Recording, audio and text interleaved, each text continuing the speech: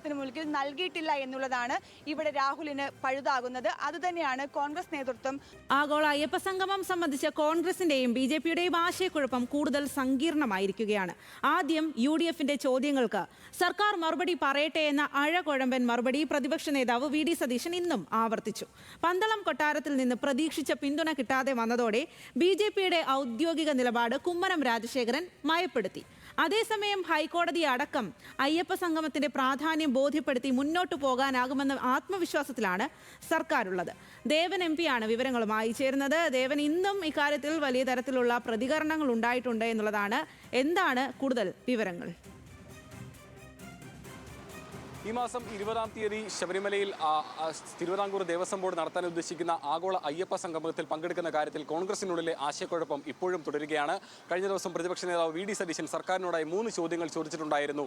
അതിൽ സ്ത്രീ പ്രവേശനത്തിലെ സർക്കാരിൻ്റെ നിലപാട്, ഒപ്പം തന്നെ ശബരിമല സ്ത്രീ പ്രവേശനവുമായി ബന്ധപ്പെട്ട് നടന്ന സമരങ്ങളിൽ അതിലെടുത്തിരിക്കുന്ന കേസുകളുടെ കാര്യത്തിലുള്ള നിലപാട്, മാത്രമല്ല കഴിഞ്ഞ 9 വർഷമായി ശബരിമല കേന്ദ്രീകരിച്ചുകൊണ്ട് സർക്കാർ നടപ്പിലാക്കിയ പദ്ധതികൾ, അതിന് ചെലവഴിച്ച തുക, ഇത്തരം കാര്യങ്ങളെല്ലാം തന്നെ ചൂണ്ടിക്കാട്ടിക്കൊണ്ട് പ്രതിപക്ഷ നേതാവ് കഴിഞ്ഞ ദിവസം ചില ചോദ്യങ്ങൾ ചോദിച്ചിട്ടുണ്ടായിരുന്നു. ഈ ചോദ്യങ്ങൾക്ക് വ്യക്തമായ മറുപടി ലഭിച്ച ശേഷമായിരിക്കും ആഗോള അയ്യപ്പ സംഗമത്തിൽ പങ്കെടുക്കുന്ന കാര്യത്തിൽ നിലപാട് അറിയിക്കുക എന്നുള്ളൊരു കാര്യമാണ് പ്രതിപക്ഷ നേതാവ് ആവർത്തിച്ചിരിക്കുന്നത്.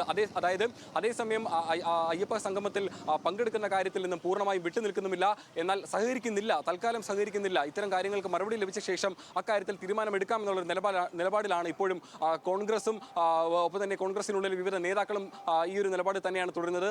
അതേ VD സതീശൻ പറഞ്ഞ അതേ നിലപാട് തന്നെയാണ് ഇന്നിപ്പോൾ തിരുവഞ്ചൂർ രാധാകൃഷ്ണനും രമേശ് ചെന്നിത്തലയും അടക്കമുള്ള നേതാക്കളും ആവർത്തിച്ചിട്ടുള്ളത്.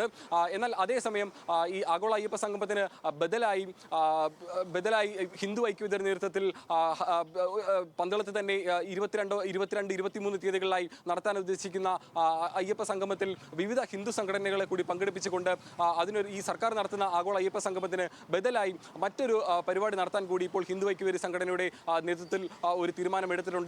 മാത്രമല്ല BJPക്കുള്ളിലും ഇപ്പോഴും ഈ ആഗോള അയ്യപ്പ സംഗമത്തിൽ നേതാക്കൾ പങ്കെടുക്കുന്നതിലോ അല്ലെങ്കിൽ സർക്കാരിനെതിരെയുള്ള ഈ ഒരു കാര്യത്തിൽ സർക്കാരിൻ്റെ നിലപാടിനോടുള്ള അഭിപ്രായങ്ങളോ ഇതുവരെയും പൂർണ്ണമായും പുറത്തു വന്നിട്ടില്ല. അതേസമയം കുമ്മനം രാജശേഖരൻ ഇന്ന് പ്രതികരിച്ചത് ഇക്കാര്യത്തിൽ പങ്കെടുക്കുന്നതിൽ നിന്നും ആരെയും വിലക്കിയിട്ടില്ല എന്നുള്ളൊരു കാര്യമാണ്.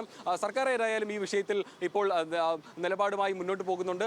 ആഗോള അയ്യപ്പ സംഗമം നടത്തുമെന്നുള്ള കാര്യം തന്നെയാണ് സർക്കാർ പറഞ്ഞു വെക്കുന്നത്. അതിനുള്ള വിവിധ സാമുദായിക സംഘടനകളുടെ SNDPയുടെയും NSSന്റെയും അടക്കമുള്ള സാമുദായിക സംഘടനകളുടെ പിന്തുണകളെയും സർക്കാർ ഇപ്പോൾ തന്നെ ഉറപ്പാക്കിയിട്ടുമുണ്ട്. ശരി ദേവൻ.